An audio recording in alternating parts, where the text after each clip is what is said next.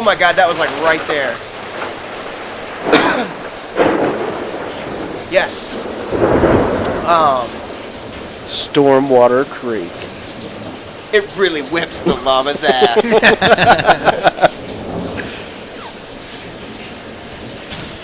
Merry Christmas, peoples. There's staying. Here's to you guys.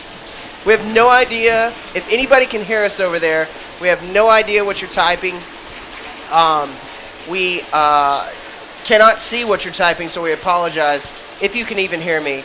But welcome to the Stormwater Creek Podcast Live. You may not even be able to hear this if you're on the live feed right now from Instagram, but we are here smoking cigars on the day after Christmas. It is storming pretty badly here in Texas right now, which is kind of ironic because we are the Stormwater Creek Podcast. So we didn't plan this, right? This just kind of happened, which is kind of nice. But we got Isaac, who's our featured guest, the dog, who's passed out right now. We have a usual suspect, and famed co-host of the podcast, Jordan. What up?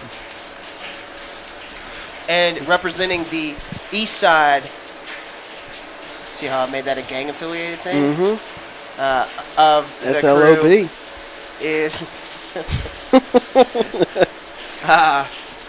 is James Bullman, who's on back-to-back podcasts. What? Even though it's 2 days apart, it's back-to-back podcasts. Yeah. We've been churning out content thanks to the Taken boys, and we're going to try to talk through the rain. So we all thought, and I'm interested to see like what it sounds like on the playback, if it does sound like we're recording in a men's urinal. Yeah, I mean, I can definitely hear it in my headphones. There's no doubt it's loud. I can hear it. It sounded like when we first started this out, it sounded like a great idea, and it was a great idea. And then once we decided to hit the record button, it seemed to have started storming again. Like when we recorded at the Texas Live. Yeah. When Jordan and I were like, oh, this will be great. There'll be no one there. We'll go and do this. And then they played Monday Night Football at like level 11. Which shows how much I know about sports things. Like I was like, a Monday. No one will be there on a Monday, right? Yeah. And no, actually, they're at a sports bar. There's a sports thing going on Mondays, apparently. They got a famous match there once a week. Who's winning the match? Exactly. Yeah, I'm thinking this rain is either going to come across as a urinal or a metal roof on a porch. Well, and see, people are probably going to think we're actually recording at a urinal because we keep on trying to claim that it's not a urinal. Mm-hmm. Like it seems a little like pushy. Lo and behold, Jordan, Abe, and James are sitting in a. You almost forgot my name, you son of a bitch. No, I didn't. Yes, you did. I forget everyone's name. Terrible. Jordan, how many times do I call you Austin? Never. Oh, wow. Oh, see, yeah. That's called friendship, people. You've never known friendship. That's what it looks like right there. You forgot your own brother's name. Who? Exactly. Well, so like I said, we're going to try to fight through the rain. And I'm really worried because we've got a duck hunt on tap for tomorrow morning. And I'm really concerned with this may force us to find another place to duck hunt on Tawakoni. I just thought about that just now. You dick. Huh? Nothing. Because I said the name? Well, we say it all the time. We don't say it all the time. I'm a terrible duck hunter. I know, and you irk me. I think... I'm irked. Do you think that the direct proportion of me sharing where we hunt has to do with the amount of ducks I kill? Probably, right? If I kept the locations to ourselves a little bit better... No, you need to get better at shooting. Was I not? That's very true. Was I not supposed to make those Onyx map waypoints public? That's fine. That's fine. Yeah. I can forgive you. All right. Yeah. Thank you. So we're going to Caddo Lake. Yeah. We're going to Lake Minnetonka, and we're going to do some duck hunting. But I legitimately just thought maybe we switch it up and I think we're going to consult some Onyx maps after this podcast and find a boat ramp and go in maybe a different spot. Yep. Just like our last podcast, I have probably a series of dipshit questions as the novice. Rock on. So here's my first of probably many. Oh, we're just jumping in this. Okay.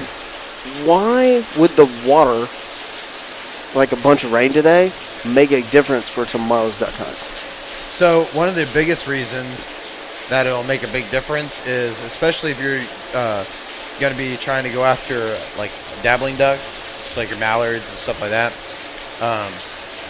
They like to eat smartweed. It's like one of the biggest ones they can eat.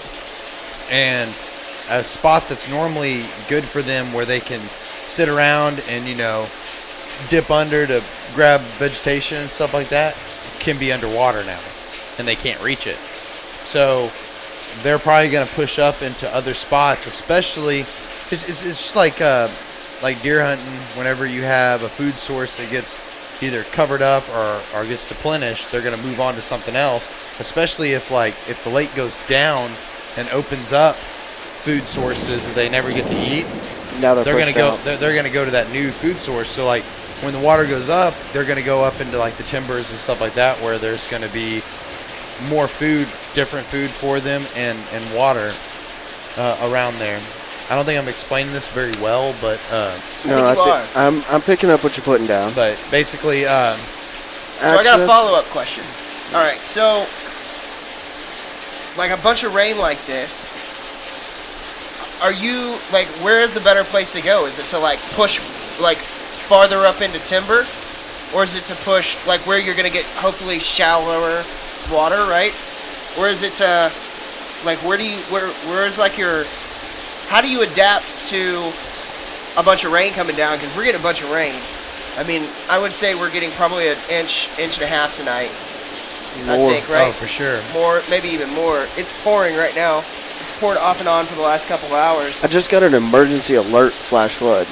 Yeah. On my iPhone. So, like, look at that.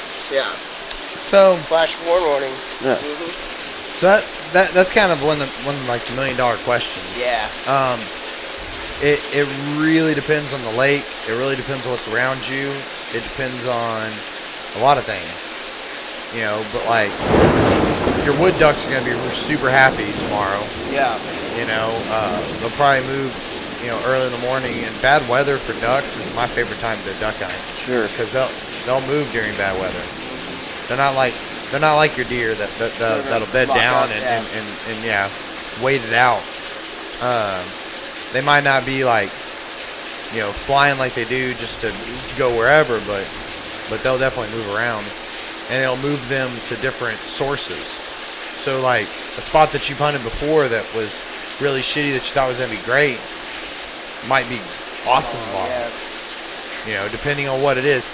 And it's one of those things. It's hard for me to just like straight tell you like, here's exactly tomorrow where you should be hunting, because it depends.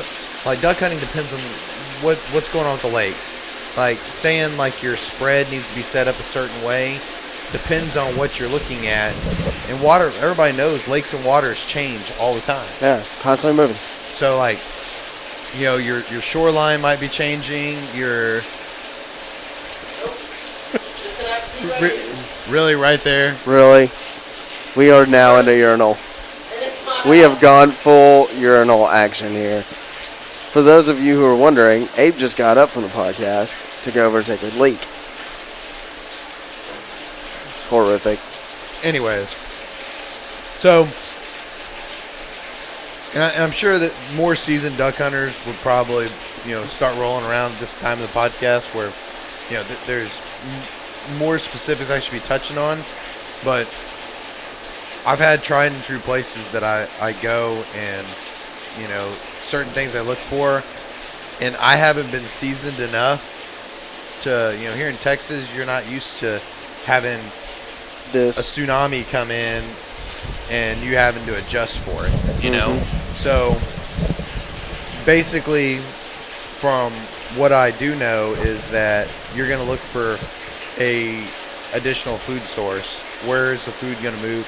Where are they going to go to when their normal places are underwater now where they can't get to it? All right.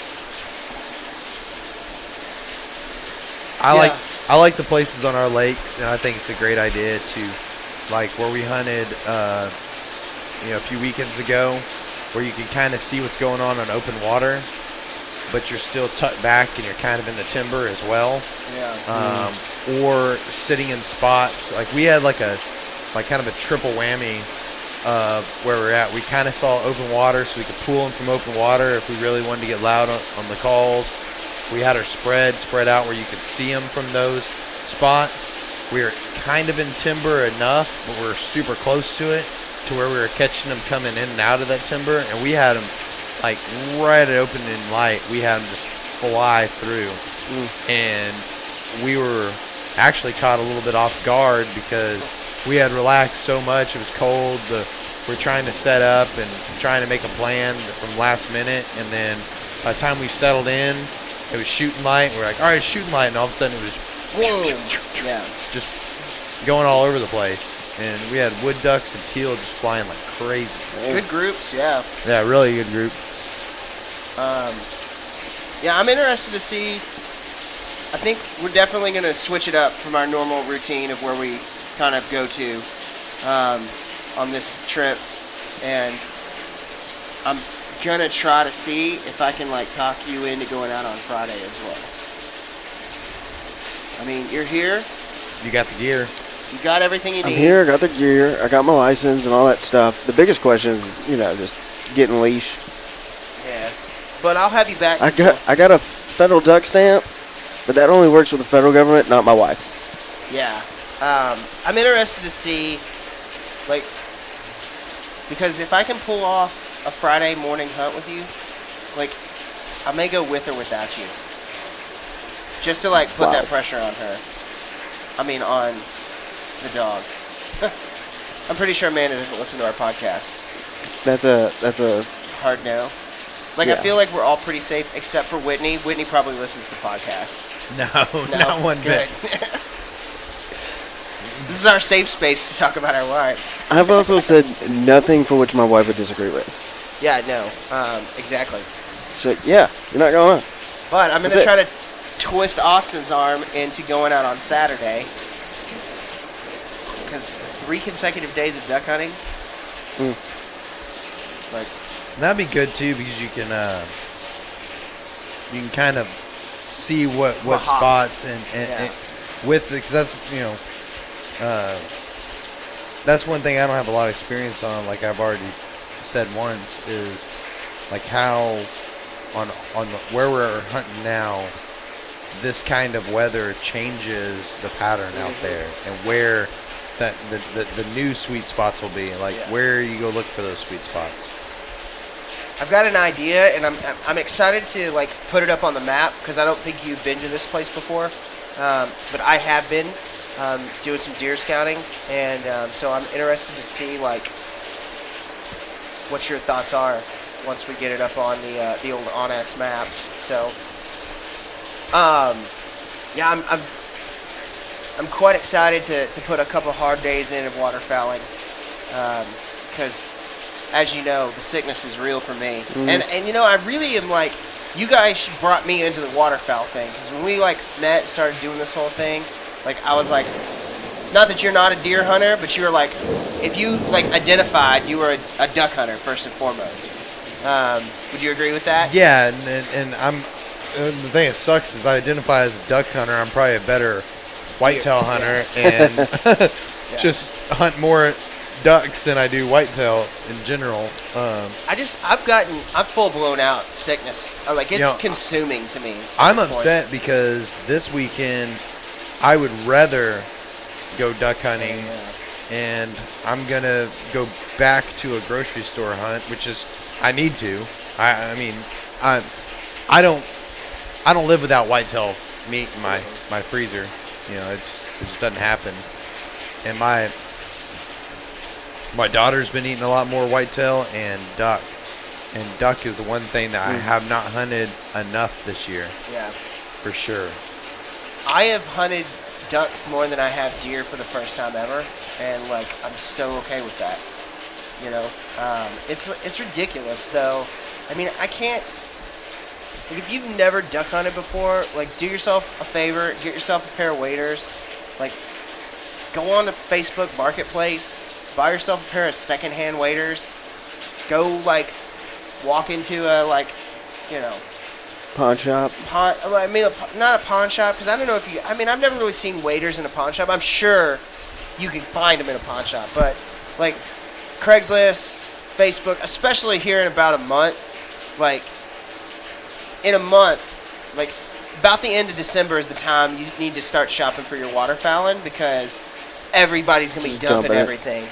Like, you want to know? I came across a picture. I think I was clearing out my iPhone, so I came across a picture that I sent to you guys about a year ago, like at the end of January, kind of. And it was a flat bottom boat, like 14 foot. It was a 12 foot John boat. With a trailer, with a motor, for $600, and I was like, I remember when I missed that. "Damn it!" Like, but I love our 14-footer. That's Leaky Creek. I did work on our trailer Yeah. this week, and I need to go buy wheels for it. That's critical. Well, we had it a had slow, wheels on it. we have a slow leak coming right from one of the rims. The trailer we got was pulled out of a friend of mine's pasture, and it was buried up to the hubs. Like, you in would dirt. never, like, if you saw a picture of the trailer, which you can on, I believe, probably one of our stories on Instagram. Which go away. Huh? Instagram stories go away. You know what? We don't have this saved. Actually, it's like one of our first, like, right when I started Stormwater Creek was when I made that trailer. But then when we welded it again, Yeah, and then we welded I think it. that was we got a lot of pictures And too. it got it was a trailer that they used for hauling bulls around. So I had like super badass leaf springs on it. That's and awesome. I went ahead and bought a axle kit for it, and we put new hangers on it, new leaps, a new axle, all that stuff, and then I cut the cage off of it and made it into a kayak trailer at the beginning, and then now it's going to be the SS Leaky Creek's trailer. Nice. Tote the SS Leaky Creek and kayaks, because like I'm super excited.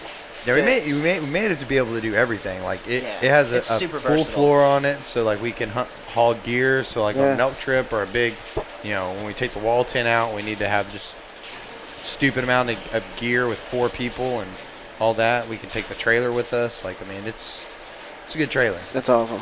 and it got pulled out of a field. It's great. Yeah.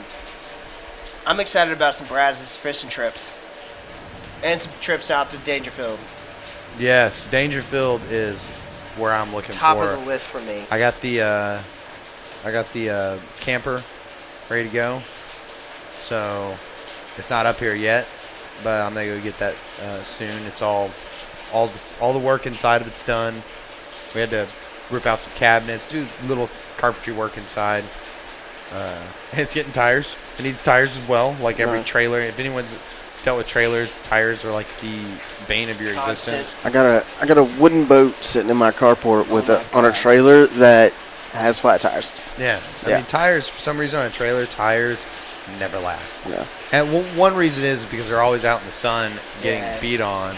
But, like, even if you take care of them, it seems like first thing you pull it out and, like, flat tire. Mm-hmm. But, yeah, I'm looking forward to chasing some chain pickerel and some bass on the fly rod. I want to go after carp this year on the fly rod. I heard they're fantastic.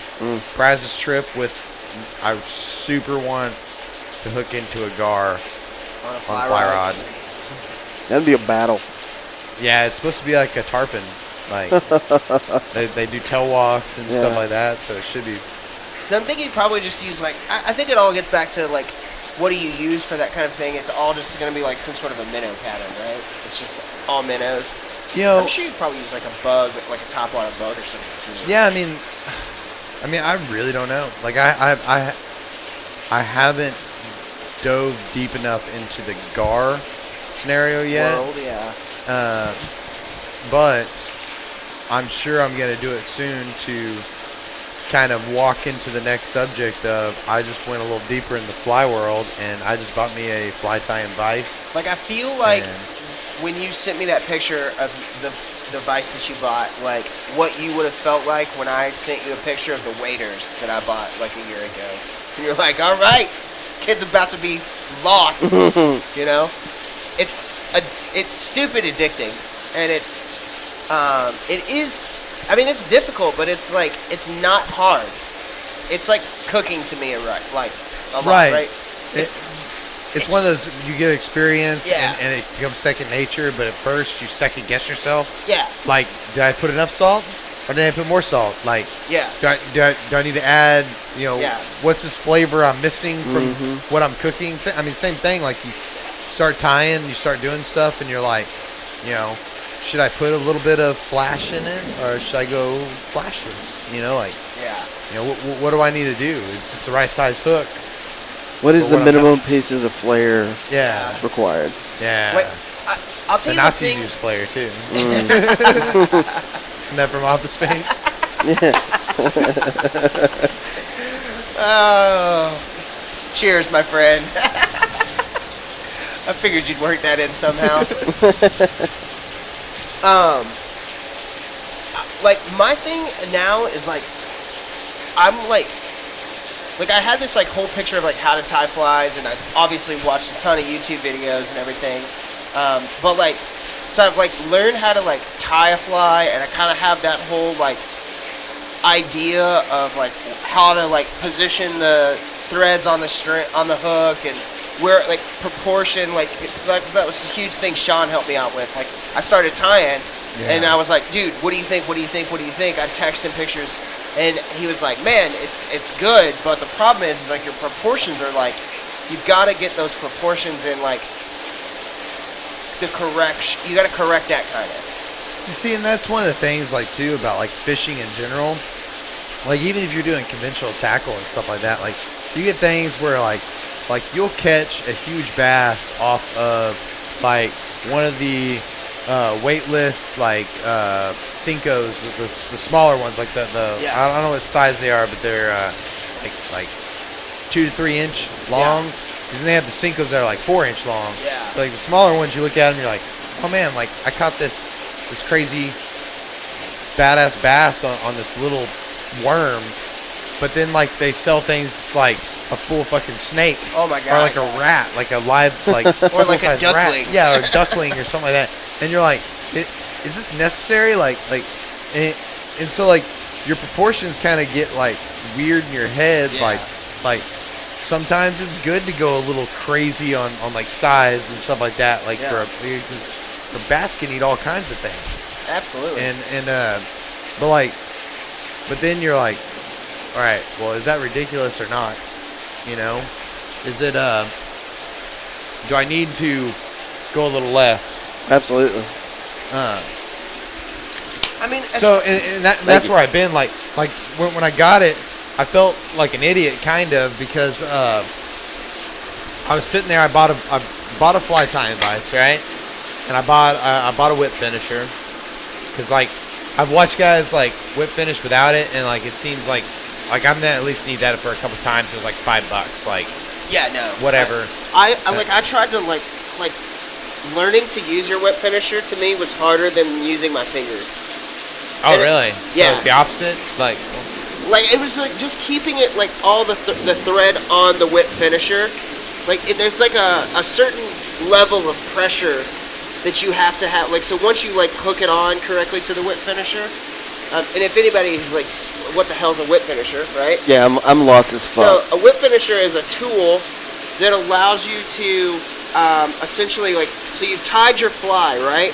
And a bobkin, which is what is a device that holds your thread so that you can loop around and you can actually drop it and the thread won't like unravel. It's you can't just like hold a spool of thread and like wrap a fly, right? So there's a tool called a bobkin which allows you to like wrap it around, and it feeds thread through a tube essentially that allows you to wrap thread on a hook and like properly tie a fly.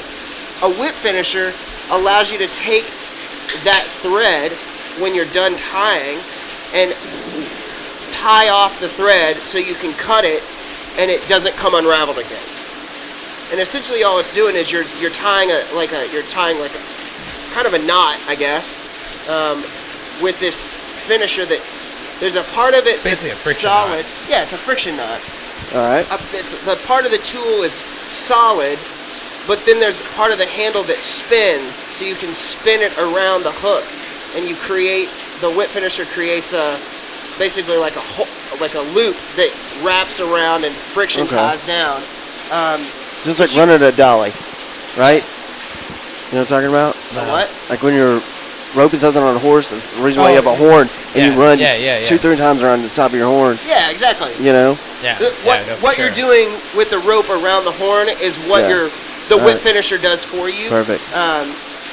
And so, but you can do the same thing by like essentially like taking the thread and creating a loop with your fingers, and then spinning that, and then creating that loop, and then pulling that knot tight. So, at first for me, trying to deal with the whip finisher was harder because there's a certain amount of pressure that you have to have on the bobkin and the thread to keep it on the whip finisher to whip it. It's like once you get the motion down, you've got it down. But like just trying to like loop it around and do it is kind of a little bit of a trick to learn.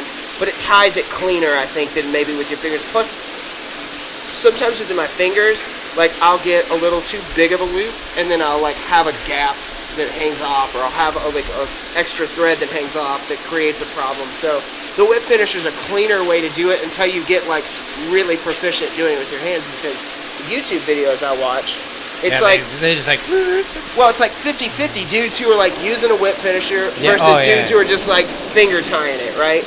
Well, see, and I went the opposite. I thought like there's obviously a tool for it, so the tool makes it easier. Is the way I looked at it. Like, and guys that like probably started with a whip finisher, and then they tied so many flies, they got used to just being like, all right, there's one more thing to like tie like 50 for an order, you know, to sell to somebody. They're like, all right, there's one less tool I have to pick up, so just take your fingers, do it real fast, and it's done. So that's the way I looked at it, and I was like, for $5, like if I don't use it later on, at least I have it. It could have just been me as like it was easier for me to like, and I guess maybe I may have just been like the videos I were watching. I just kind of lucked upon a couple dudes in a row who were using their fingers, and if I had watched, because I watched a couple how do you whip finish, because I have a whip finisher too, but I really think the part that the whip finisher really helps you out on is once you've twisted around the hook a couple times, and you basically like you pull off one side, and then you're going to pull the loop closed around the. I think the whip finisher allows you to do that smoother than with your fingers. And if you misjudge the loop on your fingers, then it creates a little bit of a problem that you may have to like re-whip finish to cover up again. And that whip finisher allows you to kind of do that a little bit cleaner, is what I've noticed. So. I mean, it's just one of those things. There's about 12 different ways to do it. I mean, I think there's a couple different ways you can actually like tie off a fly like at the end. Yeah. But I'm super basic. You are a basic bitch. I am a basic bitch. True story. Hashtag. Anytime I could get that dig in, I just gotta go for it. Yeah, well, it's funny watching you two interact. We're tame right now. It's fun having brothers. I feel like I'm on my best behavior. You shouldn't be. Yeah, if there's one thing about this podcast, it's us not being on our best behavior. But yeah, so like I got all that stuff, and you know I obviously got my bobbin, and then oh, this dog's about to get you proper fucked. Yeah. So I got all that, but like one thing I didn't do was I didn't buy me anything to tie with. Like I didn't buy any thread. I didn't buy any isn't material. That like kind of an important part? Right, but like here's the deal. Not so much. Yeah. here's the deal. Like I have hooks and everything from Sure. like, cause I'm one of the things I want to tie for sure is is some offset hooks. Like I have my worm hooks and stuff like that. I'm gonna tie on those for sure because I'll be bass fishing, and a lot of the ones I'm interested in are off of those style of hooks. Yeah. But like when you're sitting in any fly store, you know, when you're sitting at Tailwaters, looking around, when you're sitting at Barlow's. Yeah, Barlow's or you know, I was at Cabela's. I had gift cards. I use gift cards to get all this That stuff. time of year. Yeah. Yeah, it's for sure. And you're sitting there, and there's just a wall of just like everything known to man that you can tie with. There's, you know, There it is. there's butt. There's, you know, squirrel. There's so much stuff Yeah. that you can tie with, ridiculous. and you're like, what do I really want? And then you start Where talking, do I like, start? like, and you talk to guys, and they're like, oh, well, you know, like your buck hair has different action in the water. Yep. This holds differently. Like this feather does this, and you know, this color of, you know, this style, like peacock feather from Yep. Southeast Asia, like has the right pattern Yeah. to tie this one. And so I mean, there's so much crap, Yeah. and That is like the wormhole of wormholes to get into is material, like to fly tie with, you know, just because. so basically my plan is I'm actually going to tie like, and I think I want to like try to see what I can do. I'm gonna look around my house and see what I have to tie with, and see if I can tie something interesting with just what I have around the Yeah. house. I think that's an Handkerchief. awesome challenge. And there's still a bunch of stuff made. I know. It's Oh, coming as over you here. should. Yeah. You should. He has way too much stuff, anyways. Well, and- I left out because my Uncle Chad, who was here tonight, gave all of it to me. So, I mean, like, I got all that stuff from him. And, I mean, if anybody's listening to our podcast, you've heard the story. I ended up being about an hour and a half late to meet Jordan to go fishing one time. I And, was pissed. and he was like, what the fuck, dude? Fuck this guy. And I was like, no, dude, he was like, I thought you were like picking up a fly rod. And I was like, I thought I was picking up a fly rod, and I got 4 fly rods and all of the stuff I need to tie flies. Like legit stuff. Like Yeah. Like, awesome. Dude, So- Chad's the man. Like, I still have a ton of that stuff. And so, like, that's the thing to me. Like, I'm getting to the point now where I'm like, I really want to experiment with, like, how materials act in water. yeah. You know? Well, you have the perfect thing for Exactly. it. You got Yeah. a pool. Fucking dumbass. Just get But out they there, act man. different, and like you said, deer hair, like, it's also like the action that the material creates, but also like the material itself, depending on the material, can give the fly different types of buoyancy in the water. You Yep. know, and so like, All right. Quit with the nut sniffing. see, that's weird if you don't put any context around that. Oh, I have a dog's head in my lap. He's just coming over here loving, and he's looking at me all sad, like, just let me, just pet me. See, he's got his paw up Oh, on me yeah. now. He did so good the other day. I was Oh my God. like, dude, you'd have laughed. I was hoping that you were gonna be like, so we shot that one duck. And he And just he tore went- ass. Max was sitting there like looking at a butterfly, and Cowboy was in the water pulling ducks. Pulling ducks. His name's actually New Cowboy. Because James had a dog named Cowboy. Like, I didn't name this dog Cowboy. Yeah, but he's He a New came Cowboy. to me as Cowboy. We've had a cowboy. James had a dog named Cowboy. You will not replace us. And so I was like, hey, I got a new dog. And he was like, what's his name? I was like, oh, his name's Cowboy. He's like, No. new Cowboy. Our beloved childhood dog, Cowboy, who I got when I was 3 and died my sophomore year in college. That dog rocked. He was, It's a long-living dog. oh my God. This Dude. dog was the dog that wouldn't die. Like, I'm pretty sure he survived cancer like 5 times. This dog, to summarize Jonathan Allen Zamora, he smelled of prostitutes and homeless men. It was the worst smell of dog. And to bathe him made it worse. Yeah, But you got this him dog- wet, it like released something. We had some big dogs too, and some Doberman. Dobermans. and he was tiny. When I say tiny, I mean he was like 35 pounds. He would whoop those Dobermans' asses. He was just an old country dog. It was probably the smell that really Oh, got yeah. They're like, oh! They were like, no, I bow out.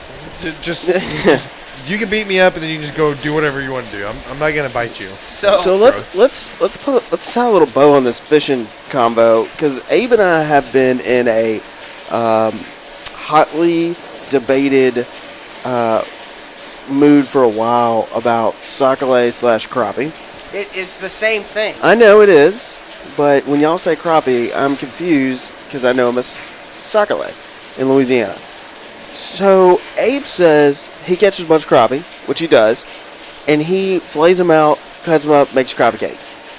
Well, I don't always make crappie cakes. I just fillet them out. And then from that fillet, I do a variety of things. One of them being crappie cakes. Crappie cakes are badass. I'm sure they're delicious. I'm not doubting the crappie cake.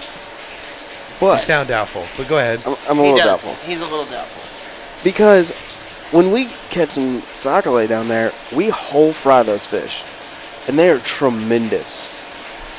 So, Y'all get into it? You ever get into any of that? With crappie. Resolve this dispute. with crappie, Yeah. I mean, I'm sure there's people around that do it. Yeah, in you're looking at one. Texas. Well, I mean, like in Texas, I'm sure Yeah. there's plenty. A lot of times, especially with the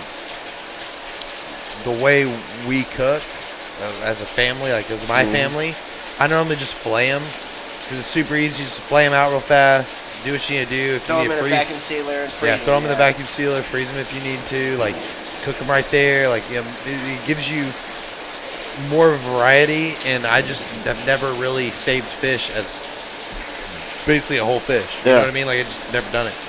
Dude, How do you save them? you cook them that day. So, Well, but But- like, dude, here's the so deal. like, I went out Somebody, the other, like I catch a limit of crappie. I'm not gonna freaking cook a limit of crappie in oh a my day. gosh, dude, That day. someone limits out on some sockeye or crappie. There are phone calls being made. We're throwing down. We whole fry 'em. I mean, obviously you cut the guts out, cut the head off, and then just whole fry. And we're moving through some fish, and it's awesome. No, And it's like an event. I mean, that kind of frying is I mean, it's perfectly fine. I'm in on that. Huh? I'm in. But the problem is it's preservation for me. Like, I just can't, like, we go out, we catch fish, I'm just like, I'm not coming home to fry fish. Right? I've caught a limit of crappie. I'm We've coming even home. like cut them up even and fried them up. What? Well, like, fillet them up, right? Fillet them or just cutting them across. Not taking a fillet out, but cutting them almost into like collars. Like, Brooke did that one time and it was great. like, basically take the fish, like, laying on a cutting board and cut it into, like you'd cut bread. Yeah. It was good. It worked. I don't necessarily, like I said, I don't think it's it's not like a difference thing. Like, it's not like a bad thing either which way. It's just a, I'm just shocked that y'all been into crappie for so long and this is like, I haven't done this yet. No, see, and that's what I'm trying to get across. Is like, you know, like One of the things that you always have to work around is the family, how the family are going to eat. Sure. You know, and you're not just going to come home and get a limited crappie after you probably already worked it with your wife to like go in the sneak first out place. to go in the first place, right? And then Now we're going to have a party. now we're gonna party. I'm coming home in the limit. Yeah. I already called like 60 dudes, and we have like 5 limits of crappie. We're gonna come over and we're just gonna destroy the kitchen, which you probably been, you know, clean the house since I've been gone fishing all day, and I'm just gonna bring a bunch of dudes over. We're gonna drink beer and have fun. And then a lot of times, like I go fishing and stuff on like a Sunday, so like the next day I'm going to work. Yeah. So the last thing I want to do is party. Dude. And like, We do it so often, frying fish like that. is awesome. No, I mean like. I mean, you can't can wait rub it to in all try you it. want. I'm rubbing it but, in. Like that's fine with me. But like, I think we've also got down like the process where it's not that big of a deal to throw it out, or throw down on it. I mean, And the problem is just like. I guess I just also don't like have. Like I'm just one of those dudes like super limited on friends, man. I'm a loser. I got Jordan and Austin. Baby. I got. Oh, you know, and dude, talk about kids and family. Having my kid like hold a crappie or sockeye is just like gnawing on some. But So, dude, like, it's you- awesome. You Dude, basically take and you the cut. fins deep Yeah. fried. Oh, You and want to know I've about- had that's like full amazing. fish, Yeah. like deep fried full fish. I mean, I'm not against Yeah. what you're saying. scales on, right? It's- Like skin Yeah. on and all. No, they're scaled. Yeah. Scaled. You Okay. scale them, but you leave the fin, like the back fin on, Yeah. because a fried back fin is actually Oh my god. Dude, so like it's like the crisp. So What we're do they call them at Crispies crisp at Long John yeah, Long Silver's. John Silver's. You get yeah, all the- those little crispies. all the shit that like gonna give you a heart attack. So Abe's coming down to Louisiana, and we're gonna do this. I've already talked to Brooke. We're doing this. I'm like We're gonna eat so much fucking food. we're gonna literally sit on those borrow ponds, and I'm gonna throw out rods with bobbers, and just Wop. like Bullman fish. rig. Oh, there's a Bullman rig coming in. The Bullman rig, James, is what happens when you sit on a creek and you're podcasting and there's current moving through on a spinning rod. Like you have a spinning rod which already kind of spins the line a little bit. And so it creates this thing where there's like kind of a knot that has the weight and the swivel and then the hook, and you just throw it out there. And Jordan was like, I can't even. Like, Jordan's a purist at some point. Like, Jordan doesn't hate. He's just not a fan of, like, bobber fishing. Not a Like, bobber fisher. He'll do it, but, like, Yeah. he's like, nah. Like, I was like, we're just going to bobber fish. And this is an episode on the podcast that this occurred. So if you are like, wow, I would like to hear more about that, go back and listen to that. It is an episode Live on a bank fishing. live on a bank fishing. I missed that episode. Like Jordan brought a bait. I was like, we're just gonna bobber fish. Jordan shows up with a bait caster, and it's like casting out. And Grinch and I are like, well, Grinch brought like he was doing the same thing for a while, and they didn't catch any fish. And I'm like, well, I got one.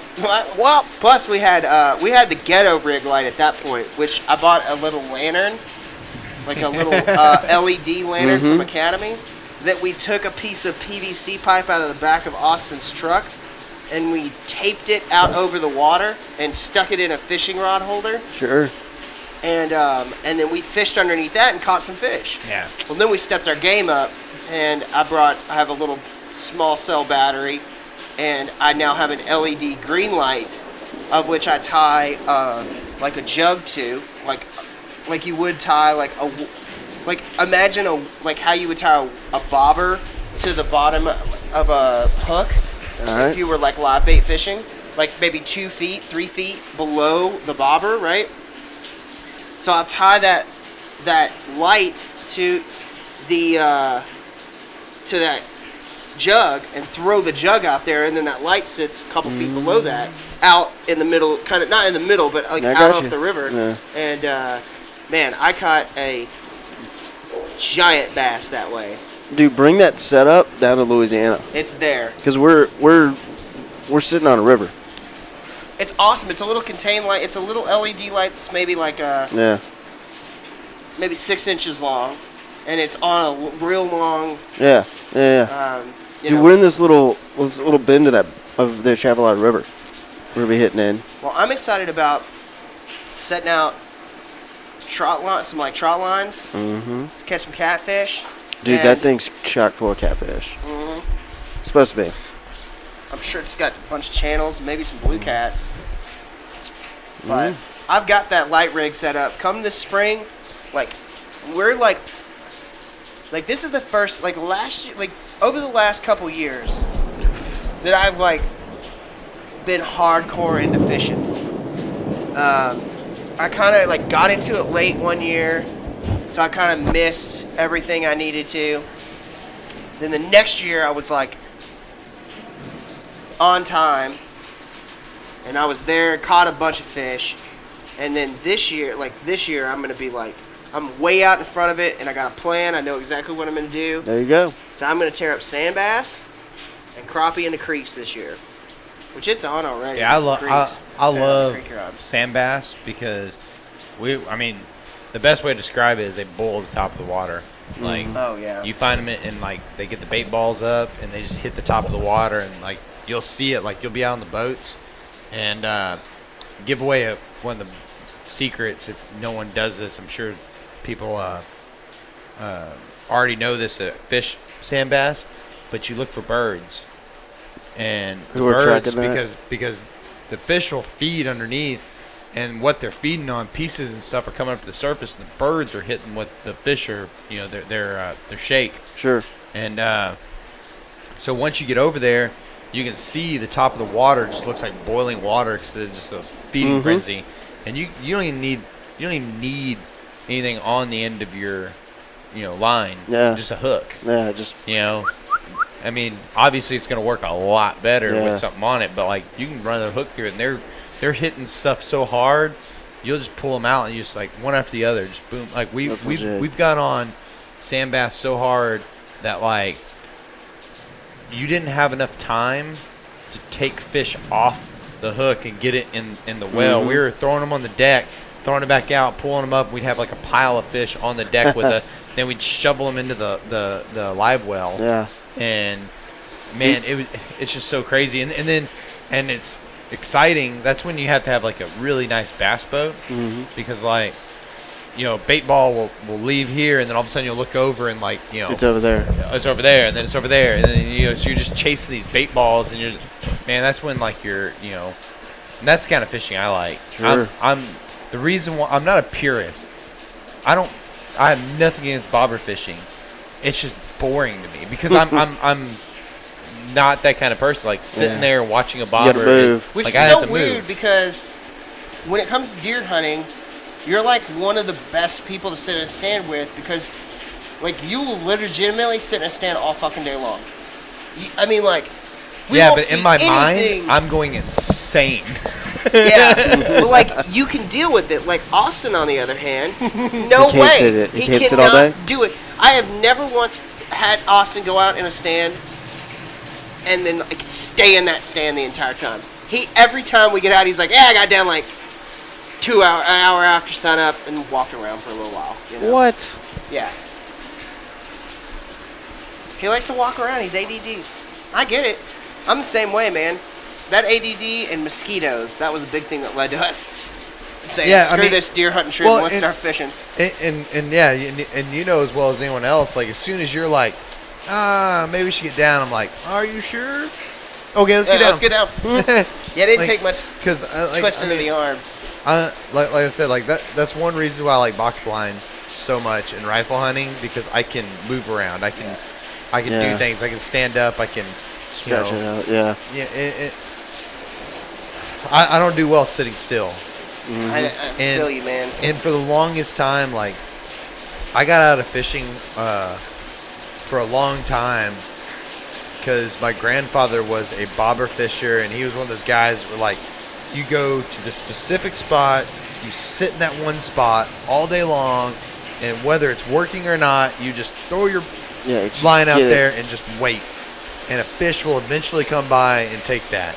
And like my grandfather was a great fisherman. Yeah. He caught tons of fish and big fish, and he was an awesome fisherman. But when it came to the kids, that's how he made us fish. Yeah. And I never liked it. I was never that kind of kid, and I got away from it. And then my buddy took me out in his bass boat and was like, well, here's this. Yeah. And I wasn't in a fish with him. I just went out on the bass boat because he's like, hey, just come out on the bass boat and drink beer with us. Deal. I'm like, okay. So I drove the boat and didn't drink.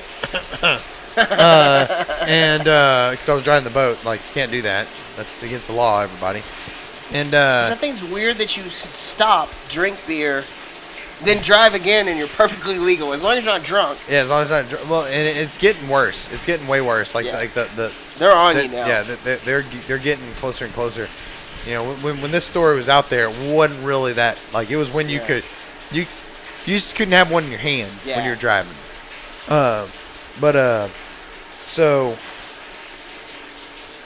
we were doing that, and that's what got me a bow fishing, because we started seeing a lot of carp, and he was like, man, like, these guys bow fish, and I was like, oh, well, that's awesome. So I went and bought me a bow rig, and then, you know, in between bow fishing, I would be like, all right, well, I'm gonna get me a bass rod and bait caster, and I'll throw out there while in between, and then all of a sudden I was like, man, like, this type of fishing's fun. Yeah. And then we got the trifecta, and the way we did it was we'd go out early in the morning, we'd bass fish all morning, hitting all the banks, hitting all the coves, checking the coves while we're there, and then around noon, a lot of times, like, the bass would kind of lay down in the shade and the shallows, and they wouldn't really hit as much during the middle of the day. So we'd bow fish during the middle of the day when the sunlight penetrates the water better and you can see down in there. And the carp actually come out during the afternoon pretty well. Not like midnight, not like late night, but we never really did that as much because we didn't have the boat for it and the lights. But we'd get a mess of carp, you know, just rolling around through that, and then, you know, around the time you couldn't really see in the water very good because the sun was kind of going down at the wrong angle. The bass fishing came back up. We'd hit the bass again towards the end of the night, and then once the light went down, then we would park up in a cove, hit the crappie and catfish with the bobbers and everything, and, you know, You got sit a there full ass and drink cooler. beer and you know, make sure everything was done. And by the time we got tired with that, around 11 at night, we'd roll back to the boat ramp and go home. Yeah. You know, it'd be a nice, good day. cool day. Yeah, it was awesome. It was perfect. So I'm going to throw a curveball question here. Not curveball real bad. Maybe like a slider. Probably the best term I can use. If you're a baseball fan. I have no clue what you're talking about. Go ahead. So, Is that another match? so the 14-foot SS. Is that a Leaky hat Creek, trick? It is exactly like a hat trick. Nailed it. So on the SS Leaky Creek, how are we going to turn that into a bow fishing rig? We're going to build that deck out front, put one person up there. But my thing is, how do we mount lights? I want everything to be removable so that boat stays like super versatile for us, right? So is it just like set some lanterns out All right, on a battery? I got it. So what we're going to do is we're going to take the SS Leaky Creek, right? I unfortunately know exactly where this is going. And we're going to leave it at your house. And we're going to go buy Yep. a real boat. Yep. I see how spots, Leopard. But if all you had was the 14-foot John boat, You're not going to add anything on it. I would use that with a badass spotlight, maybe one light mounted in the front, like one of those nice little lights we have. like a cop light type deal. Yeah, and I would leave that, because like if you build a deck on that, like we'd have to build some kind of outrigger, because our balance is where it's at, like. Because the two of us, you were able to stand up in that day. Right, but you're counterbalancing me and all that stuff, and when you bow fish, it's going to be a lot more quicker. movement. Yeah, like it's going to be Oh, like shit, there's one right there, and like when you're bow fishing, a lot of times, like during the day, they seem a lot more slow and sluggish. During the night, they seem like they pick up. They move a little bit more, from my experience. And I've never had a boat though that like is good at sneaking up on anything. Yeah. You know, You never had the SS Leaky Creek, bro. Thing's a silent assassin. so when I used my kayak, the kayak was a lot easier to sneak up on things because like your trolling motors give away a like, you know, vibrations in the water, and they can feel those vibrations. So you try to keep them at a certain distance with them not really caring that the trolling motor's there. If you're using a fish finder, we found out that we'd turn our fish finder off, because the fish finder pings, and it makes a sound that they can hear and they feel, and if you get close enough to them, they'll spook. We'd have the trolling motor up. There's no reason for them to spook, but the fish finder would hit, and they would, especially towards the back of the boat where we had our main fish finder for rolling down. So to answer your question, I don't think you should do anything to the SS Lee Creek to make it a boat fishing rig. I think you should leave it the way it is, and because when you get a deck up higher, the higher you go, Your center the of gravity. center of gravity goes up, so it's going to be harder unless you put outriggers on it. Once you start adding outriggers and shit like that, it's just... It's a shit show. Yeah, like, it's hard to make outriggers work, where, like, they'll work the way you want them to, but then moving to the next spot, if they're still out there, like, you know, if they don't come in and out, you know, all that shit, like, you have so much, there's so many moving parts to it. Yeah. It's... You need like a 16-inch berth boat. The problem is like you rarely have boats that are gonna be that versatile. Yeah. Like it's just Hard to get. one of those things. Like you don't have a versatile bow. Like your bow is not gonna switch to being a bow fishing rig to being a hunting rig. Yeah. You know, like you want two bows, like one for one for the other. You know, like. As much as I'm a guy that hunts with a true compound bow and bow fishes with a true compound bow, it's way better not to use a true compound bow to bow fish with. Yeah. You know, all your actual bow fishing rigs have no let off. You can pull them back fast and, you know, get a nice little snap shot off. I'm going to get that. I have that old bow of mine that I'm going to go with. It's set at like 68, 70 pounds right now, and so I'm going to go set that thing down to like 40 and turn that thing into a bow fishing rig. I bow fish at 60 pounds 60 pounds, huh? with an actual hunting compound. How does that poundage change with that arrow hitting water? Is that the reason why you're up at 60? So, I slowly turn mine up because when you bow fish, like if you have a legitimate like fresh arrow, fresh tip, you get a lot better penetration on the fish itself. But I was shooting deep water at fish, and I was having my arrows bounce off of them or not penetrate fully. Now, why that was happening, my whole thought was a lot of the places I bow fish are very rocky places. So all my tips were getting dull quick. And changing tips out like almost every time that I shot a fish was ridiculous to me. So I just upped my poundage and had less of a problem, you know, like it's probably not as humane as as it could be, but like it works fantastic. It works. So, you know, and it's one of those things where I've had conversations with people a lot about my bow fishing setup. That was just what I got and what I had. When I started bow fishing, there wasn't. You either had a recurve that you used that worked fantastic, or you went and rigged up a Pawn shop special bow. pawn shop special or whatever. And they just started having like the one bow that was out like right when I started was the I think it's Ames or whatever it is, AMS.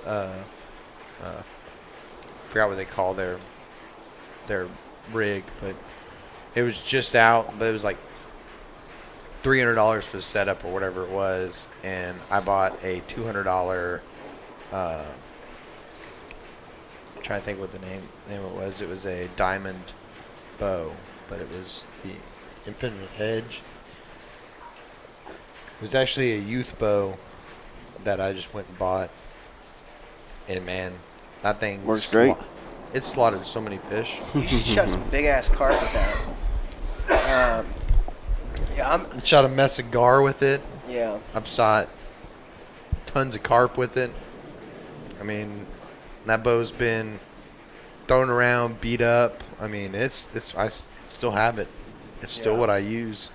In fact, I gave it to Little Austin for a boat. Loves being called that. Yeah, he does. Did you call him it? Oh, I'm just like, hey, what's up, Little Austin? He's like, hey, I'm at your house. I don't really know you that well. I'm like, well, I know you well enough from Austin and Jordan. Like Big Austin. No, he's Evil Austin. There's not a Big Austin. It's No, Evil I guess Austin. Big Austin is a bad term because Big Austin is not Big Austin. And that some bitch is evil. There's some thunder. Yeah. That's a front moving through.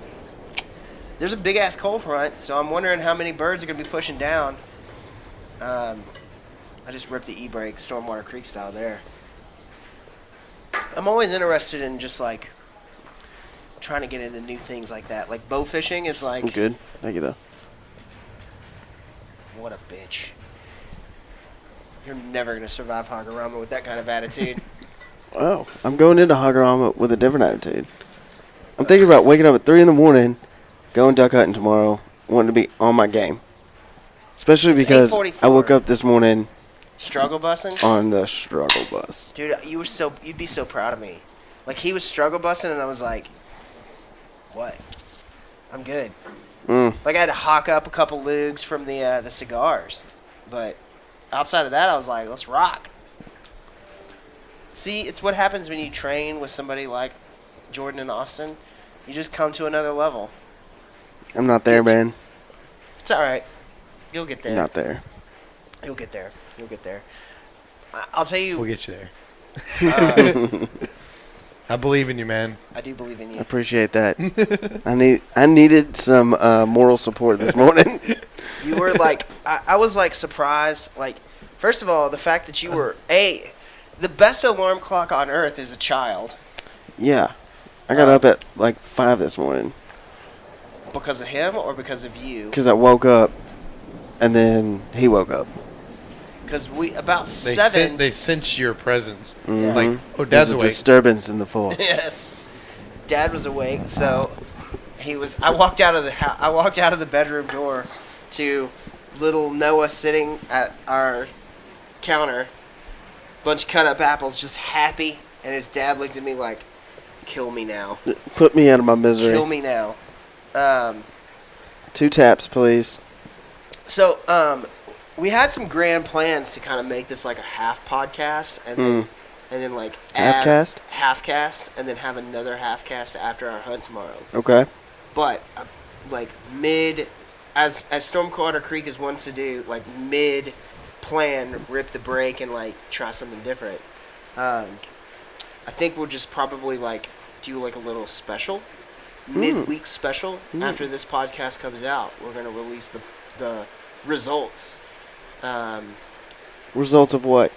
Of our hunt tomorrow. Okay. So, what I would like to know is, what are your expectations going into you've duck hunted before, but you've like private land duck hunted on ponds, not really kind of to what we're going to do tomorrow is a completely new experience to you, 100%. I can very quickly run through my entire duck hunting experience.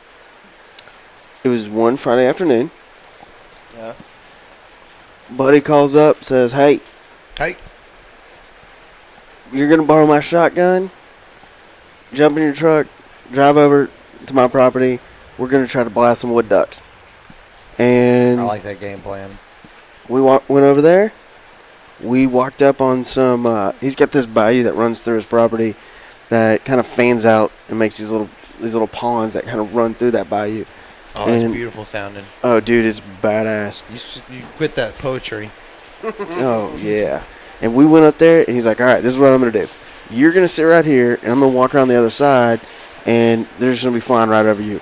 And, man, like you were saying earlier, it was like missiles coming through the woods. And I knocked one down, killed it. And then there's like so many coming. I was so confused. I was like, all right. I was blasting some, but just missing. Doing an A. Bullman special. And, but hey, went and knocked that guy down. Winged it. Like it hit.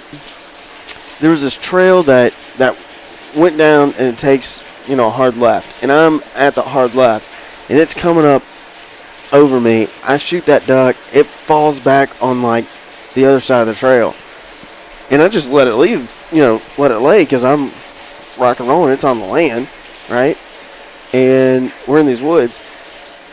And I'm like, all right, I'm gonna go check on this duck. I'm gonna grab the duck, bring it back to where I'm at. And it's like wounded, like hobbling through the woods. I'm like, oh no! And then I was like, I cocked back the shotgun to hit it over the head, and I was like, that's the dumbest thing you've ever thought about doing in your life. You almost blasted your head off. I was like, all right, here's a foot. You're asleep. You need to get you a finisher. Yeah, that's exactly what I need. I need a finisher. I don't have one. And then that was my one duck hunt. I got a wood duck, and so I'm going into tomorrow with some absurd expectations that I don't want to see ducks flying everywhere. They're coming in hard and fast. I'm joking. I know it's a public land duck hunt. Dude. No, I mean, like, where y'all will be going, it's a good possibility, especially right at first light. Like, where we go, we have a lot of early teal and early wood ducks. Nice. Because that's when they like to fly. They fly, like, right off the bat. It's going to be, you're going to get surprised at the beginning. Boom. Oh, there they are. Yeah. Blast. Yeah, I'm excited to see kind of like you on your first kind of like foray out there. Sure. Now the problem is, and the reason you're not going to be very successful is you're not going to have any Crocs. But fortunately for you, Crocs? yeah, The shoe. they're paramount to your success. Fortunately for you, I have 2 pairs, and you're going to get to use a pair tomorrow. Like, I'm going to force you to wear a pair of Crocs tomorrow. Like, James is not a Croc wearer. And Oh, like, man. I don't own a pair of Crocs. Duck hunting changed my outlook on Crocs. I hated Crocs. I made fun of every man that ever wore Crocs. I snickered and pointed loudly at people wearing Crocs. So I'm highly confused about this because aren't you wearing waders? So yeah, but like they're going to it, you wear Crocs, and then coming away from it, like wearing a pair of Crocs away from a duck hunt is probably one of the most satisfying feelings. It is you can awesome feel. to slip those waders off. Especially in like an early teal season. Yeah, It's warm. no doubt. When it's hot and like you're miserable and like you cuss your waders, because they don't make waders for warm weather. I mean, like, they do, but they're fishing waders. Yeah, And Yeah. fuck those things. Yeah. yeah, they're not what you want. Yeah. So fortunately for you, I have an extra pair for you. All right. And you're gonna I'll get put them on. You're gonna get to rock a pair of Crocs tomorrow, which you're gonna be like, okay. Like anybody who just puts a pair of Crocs on, like we're not even sponsored by Crocs. This is just free advertising for them. Whatever. It's a But- product we like. Or you like. Very much a product that we like. Stormwater Creek reps the Crocs hard. Yeah, I love my Crocs. Like I legitimately look at dudes getting to the parking lot, and if they have no waders on, and they've got Crocs on, I'm like, all right, that guy's cool. That guy knows what he's doing. That guy knows what he's doing, right? The other thing actually to wear are like the I don't know what you call them. The like Adidas, Nike Like flip baseball flops. yeah. Yeah, the Velcro ones. Yeah. Like we used to wear them to the pool and stuff. Like Yeah. for swimming. Yeah. And I don't So- know what you call those. I'm a little confused. I assume we're going to be doing some walking in. No. No, we're not going to be walking in. I thought we were going to walk in because of all this rain. The place we go into is off of a creek, and that flow of water can screw us up with the trolling motor All right. because the trolling motor can't push up against the current. Sure. Okay, we're going to rip the e-brake and go down a different route. Okay. You and I are going to do a little exploring tomorrow. All right.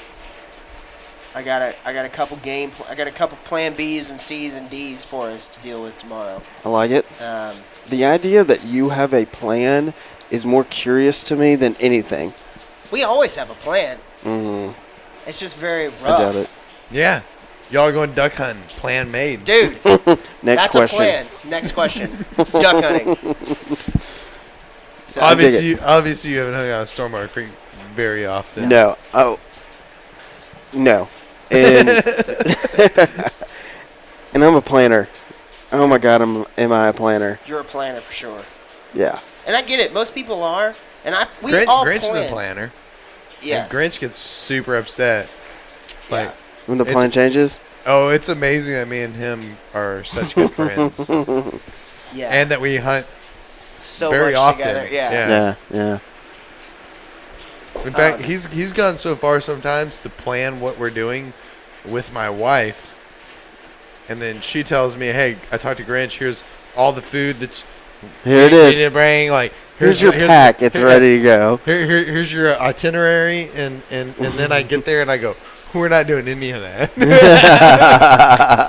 Out. I actually forgot the cooler. Yep. And We're going to need to kill what we eat. but I brought beer. Yeah. Oh, man. Which with Austin is more like, Yeah. all right, good. We've got enough to get through because I brought beer too. So, I don't have an expectation. I have a desire to just see some ducks working. All right. You know? I want to see that. Well, you're with the master caller, so he'll be working ducks for you. He's learned from me, which he experienced in opening day. The awesomeness of using a call. I swear to God, like opening morning of duck season this year was by far one of my top 5 favorite times in the woods in my life. It was incredible. Just working ducks. I work ducks for these Yeah. for the two boys. Working ducks, the water threw us for a loop. I think Yep. that's it. We would have been a lot more successful. But, I mean, that's the thing. Like, we got there early and still were behind just because we had to, like, deal with public land. Like, Yeah. dudes were in our 1 and 2 spot. So we went to our 3 spot. Like, just like we didn't even have a 3rd spot. We were like, You okay, found these are a a third couple spot. spots. We were just like, well, let's go here. And that was, like, I'm just, like, in charge of driving the boat. Right, and where we were going, like, we kept on just seeing people. We're trying to get, like the courtesy is to be enough, like, you don't want to set up right across with someone or right next to somebody or whatever. So we're trying to find a spot where there wasn't anybody. Yeah. But we went down a spot and there was just like these dudes. And finally the spot I chose was like, there's a spot over here. I can see it. It might be okay, but it's enough away from everybody to where like we're not going to be right on someone's tip. Sure. And I think it actually turned out pretty good. Like, I mean, we lucked in to that spot, and when we got there, I didn't like it at all.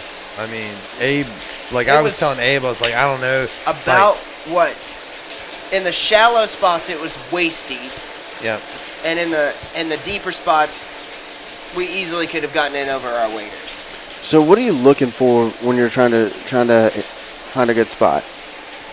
Besides, like, we already kind of covered the food, issue, shallow water, food sourcing, but like you're motorboating around and you're trying to find a spot. Like, you may or may not have, the knowledge in that moment where this, where those food sources are, right? Like, tell me what your process is. Let's just start there. So everybody that's not listening to this is not going to understand this. People that know me are going to understand this. Okay. So this is about to be real good quality podcasting. Yeah, this is not going to help anyone out because, great. Like, I'm trying to kill a duck tomorrow, dude. I'm one of those go with feels. Like I hate to explain it like this, but I look for a spot that looks ducky. I mean, like you look for a spot that like when you're out and about, like fishing. Yeah. And you see a spot where ducks just are always at. There's always those spots. Like, and you can look at those spots and like see like things that are like natural, like similar to like what you're gonna be looking for. The hard part tomorrow is I can't give you like you're looking for like smart weed. You're looking for shake on the top of the water like that just sitting there. You're looking for like for wood ducks. You're looking for like deep timber like a marsh like stuff like that. Like it's hard to say that because like right now that shit's changing out there. I mean, Yeah, right by now. the moment, Like you yeah, know? like you're not going to be prepared for that. So like what you're doing tomorrow is going to be some fly by the seat of your pants and try to find those spots. Like, and, I like and that. What you're looking for is like I like to be around like a area that has some like knee deep water at the most, like maybe some waist deep water somewhere. But it depends on how your vegetation that you're finding is growing. Like you're looking, like everything else you're hunting, you're looking for like a food source, or at least like a spot, like a hangover spot between those two areas.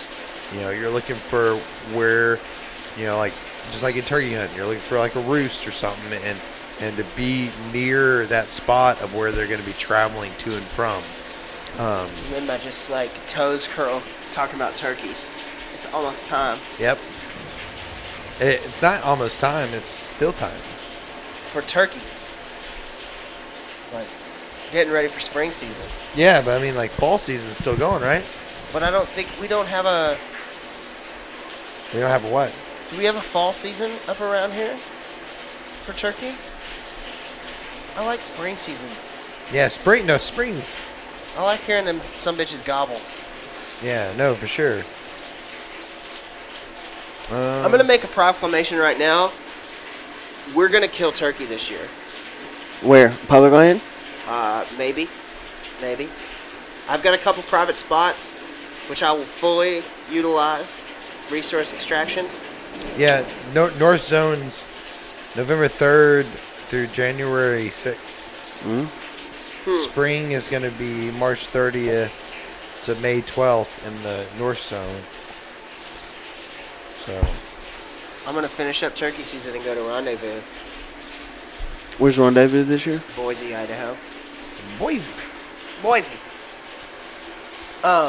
Now we have a dozen decoys, Okay. and I am. Yeah, going we're to- totally unprepared for this. 'cause- But I'm thinking it's not a bad thing. What, a dozen decoys? Is that low? Yes, for us we typically take 3 dozen now, because We don't use all 3 dozen. I like No. to depends on where we go, because we change it up, and depending on where we end up having to set. Austin and I used the last time we went out. We used 3 dozen decoys spread across. We had a huge spread, like geographically. But we rocked 3 dozen decoys for 2 of us to go out with no mojos. See, and they're saying right now, the reports are saying that they're actually getting shied away by mojos. Yeah. So I think y'all be doing good with a smaller spread I'm thinking with like- the jerk rig. Yeah. Jerk rig with like a couple decoys. You still want motion. Yeah. And I don't know, like, I mean, it depends. Right now, like, and the reports I read were people from a little bit north from us. So the thing is that we're not really getting good migration yet. Not yet. Yeah. What you're getting is a lot of locals. So are those locals going to be scared off by mojos? It's a good call. I mean, when I'm looking at that, and so I basically use the Ducks Unlimited like migration tracker typically, which you'll see if you're listening to this podcast in your Facebook feed, you will get the Ducks Unlimited. Like you should, if you're at all like Sure. Ducks Unlimited, you're gonna get that through your feed. And I get it. It seems like it's coming through more often. Like, how much stock do you put in, like, looking at a place and going, okay, well, I'm at X location, and the report came from, like, just north of there or just south of there. Like, how do you think does that change that at all? Do you think that it's, like, can you take that as kind of, not gospel, but, like, Oh, you definitely use a it in your, solid in your anticipation of, in like, your what you plan. should see following that kind of line, if you will? So, with that kind of thing, like a lot of the Ducks Unlimited things that I've read, I wouldn't take it as gospel, no, but like I would definitely take it as good solid Plan, facts of, yeah. of things are moving, A lot of the guys that, and you can, like I hate to say it like this, but anything that has to do with hunting in general is you can tell, just like when you're reading, like let's say an Amazon review, you can tell people that like don't know what the hell they're talking about and like got something set it up incorrectly and then it didn't work the way it's supposed to and they're pissed off. Yeah. You know, like, and then you can tell the people that are like, look, this is how it was. I did this happened. And you tell the good. Sure. You know, like, so you Good see reviews people that are versus like, bad like reviews. like, you know, like you see someone that's like, I saw 6 duck. Okay. Yeah. All right. You know, like, then you see people that are like, oh man, you know, I saw a bunch of wood ducks near me moving around, you know, but if they say like migration, it's probably not a good review because wood ducks really aren't migrators. Yeah.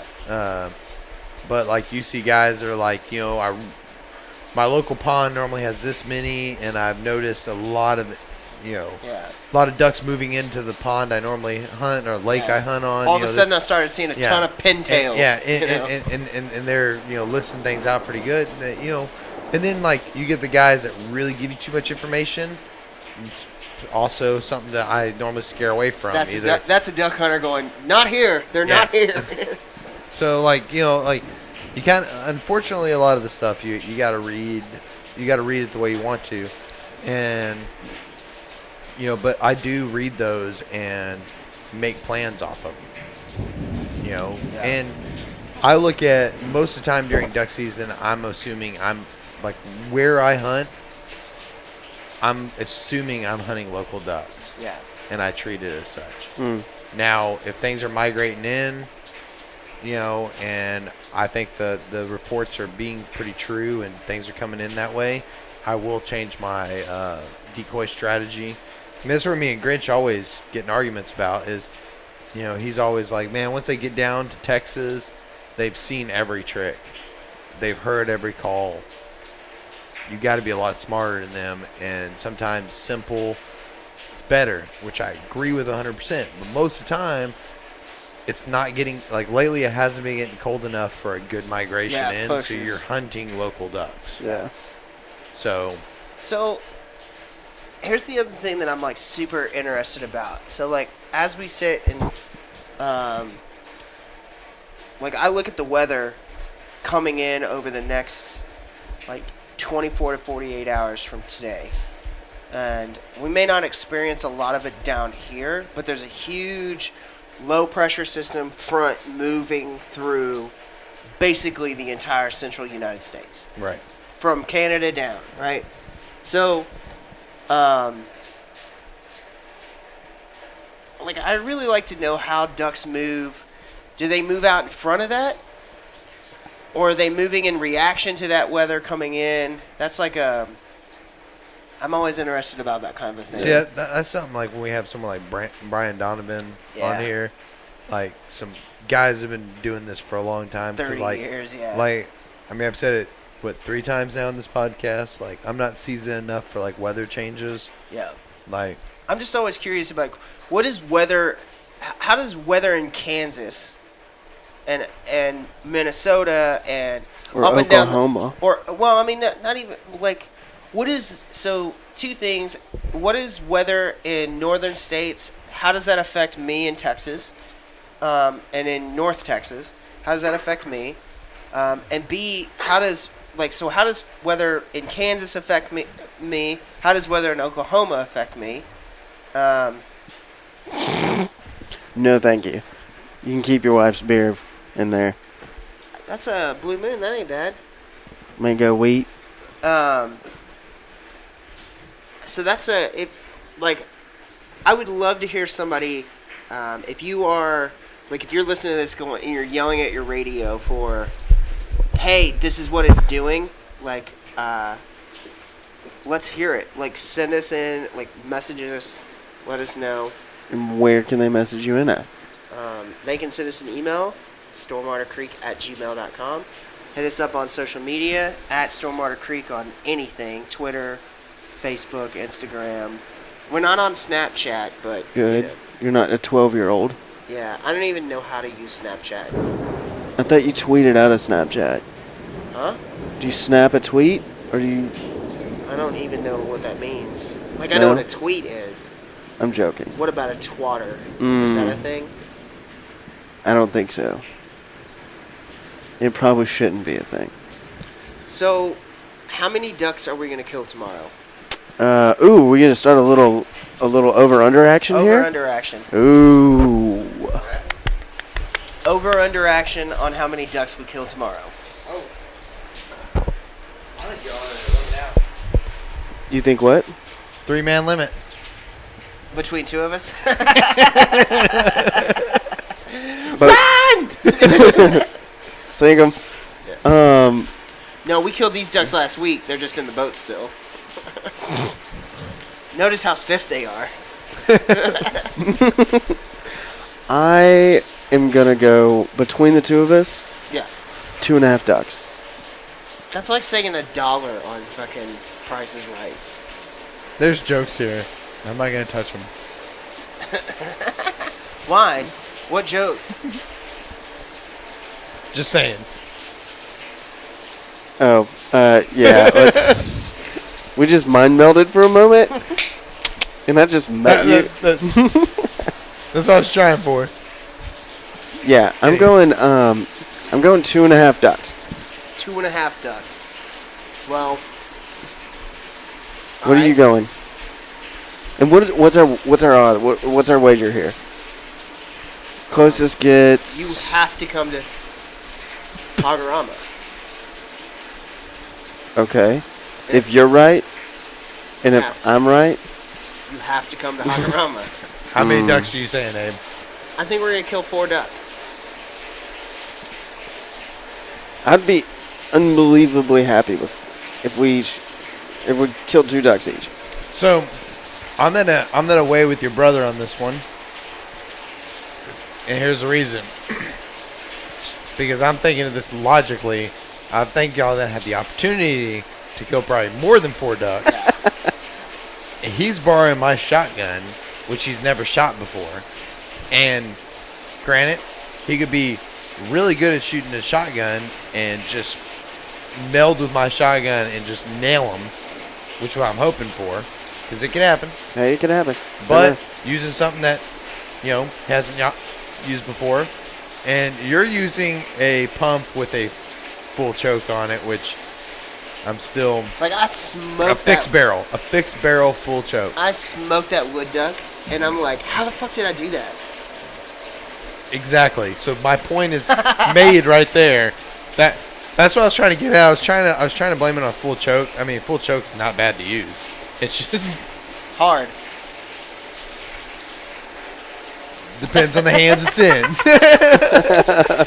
Well, I'll tell you this, that, like, I legitimately am going to shoot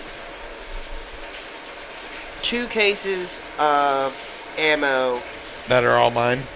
No, not all yours, bitch. 2 cases of ammo at skeet before duck season, before dove season even.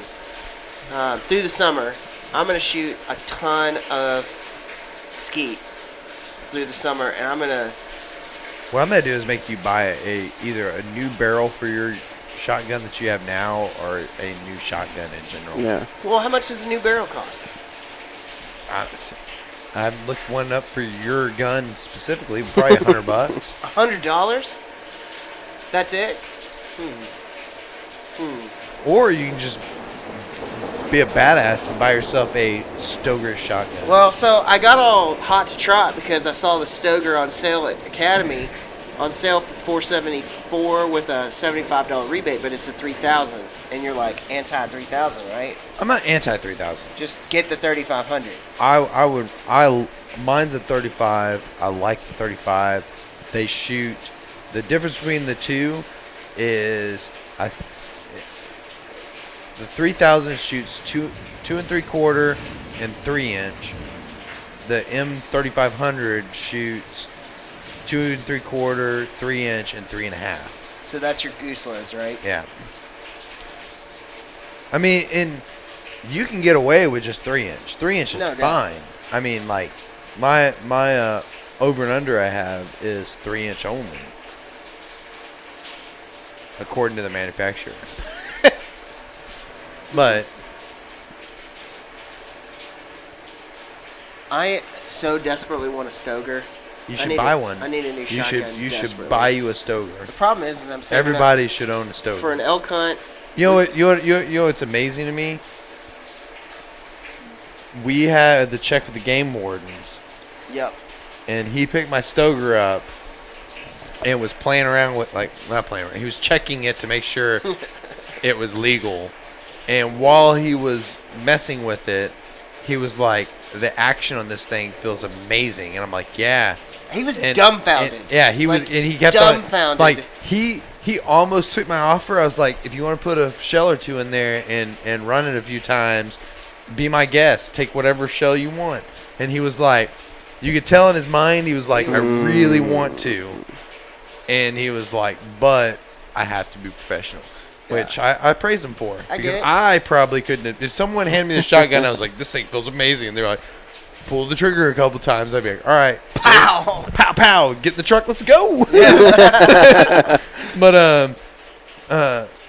no, I mean, and I was like, oh, yeah. And he's like, what is this? I'm like, it's a Stoker. And he's like, man, I haven't heard of this. And I was like, yeah, it's it's the same thing as a Benelli, just cheaper. And he was like, my Benelli doesn't feel this good. Dude, that guy And I was like, oh, really?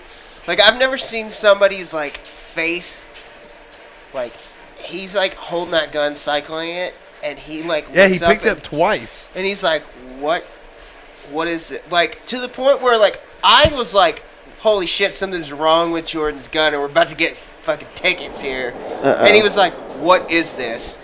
And he's like, oh, it's a Stoker. And the guy's like, this is shit, man. We're like, oh, okay, cool. They were Nothing too to see here, officer. Move along. Wow. I mean, I I'm tell you, joking. man, becoming a public land hunter, like, when I first started this whole public land thing, like, I'd hunted private land for so long that, like, the idea of a game warden was like, somebody was pissed at you and had called the game warden on private Yeah. land, right? They just don't show up most of the time on private land. And then just, like, public land, you're just like, if I'm not, like, this year I was checked by a game warden one time, and I'm like, holy shit, that's it? Like, I'm checked 4, 5, 6 times a year by the game warden. So I'm just like, I roll up, I'm like, here's my stuff. Like, I know the drill. We're legal, so it's like not a big deal. We're like, hey man, how you having a good night and everything? And like those guys were like, that was just different. Just see somebody like lose their like, holy shit, dude, this is like the coolest thing I've ever held. Hashtag Stoker. Yep. I mean, we're I mean, pretty much everybody but you Runs, that I know runs a Stoker. Yeah. Like I I'm the odd I man bought a out. Stoker.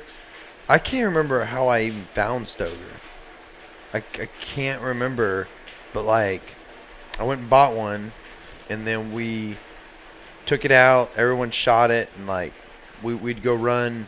We were just running skeet with all my friends, and they'd shoot one. They're like, man, like they'd be like, let me borrow yours real fast. They'd shoot it a couple times. They'd be like, oh man, that feels great. Like it's such a good gun. And then we'd run it again. And then I went like I bought mine, and I've given my Stoker since I've owned it, and I've owned it for many years now. It's only had one good cleaning, and that was because I was afraid because I had water in my buttstock because I submerged it so many times that I had to take it apart to get the water out of it. Like it was holding water in the buttstock, and I took it apart just to clean it, and that was it. Like, but I run a bore snake through it to keep my barrel okay. But I pick like every now and then I just pick big chunks of grass and crap out of the action. It just works. And it just rolls. and it doesn't miss a beat. They're just great. I mean, Grinch has dumped his in a lake, dumped water out of the barrel, and then shot. It's like just ridiculous. Like, yeah, we treat these things Grinch, and I need to start doing what he does. Like, and that would keep me from having to tear it apart for water, is he takes it apart one time before the season and packs it with axle grease and then puts it back together and then runs it all season and then puts it up and then brings it out before the season and repacks it with axle grease. Oh my God! And then runs it all season. Can you And it just imagine? doesn't miss a beat. No, it just fucking. And all the axle grease is keeps the water off all Yeah. the internals pretty much. That's all we care about. I mean, it runs yeah, like Abe said, like I've dropped mine in mud in the shallows. Yeah. It completely submerged in mud. I shook it out like you would just anything that you drop, like you drop yourself in mud and then pick it up and shake it off like, that's how I was shaking my gun. And then immediately started shooting things, and it was like mud flinging off of it and not missing a beat. Cyclone shells, the whole 9 yards. I'm getting one. Oh, I'm telling you. I don't own a shotgun yet. Hey, while you're out there, make sure you shoot at a duck. And when you feel that sweet action, you're gonna drop the money. And they're not bad. No, I mean like you're talking under $1,000 for this gun. Like $600 will get you one. And That's awesome. You can get them on sale for like $500. Yeah, like for like $575. Mine was right at I think $725 is what I paid for mine, and it was because I had to get the camo wrap one. But like for a black synthetic, it's $100 cheaper. That's awesome. Fantastic. Dude, that camo rat though looks legit. It's badass, right? That's a sweet looking shotgun. And man, it's light. Yeah. I mean, there's nothing to it. I mean, all it is a weighted. It was so cool. My 2-year-old came over to it and was like, I want to play with this. Yeah, well, I mean, he's a good kid. He is a good kid. How can I tell? Yeah. He's from the good side of the Bullman family. He's already pointed at me and be like, I'm going elk hunting with this guy. Oh, yeah. I'm like, I like you. So I like right you. now at Academy, a Stoger M35 is $699. That's not bad. And I bet in a month and a half it'll be on sale. I have $100 off that too. Oh yeah. Didn't I give that to you? Yeah, I've got that from the DU. Another reason to go join Ducks Unlimited.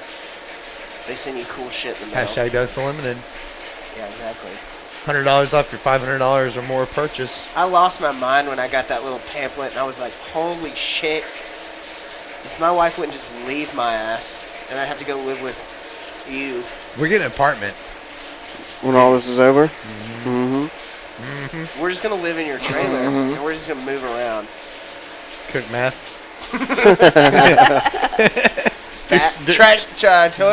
Toilet bowl meth. Monster Energy drinks and pseudos? Yeah. Somebody's listened to the podcast before. I told you, man. I've been tuning in. Dude, we found super meth now.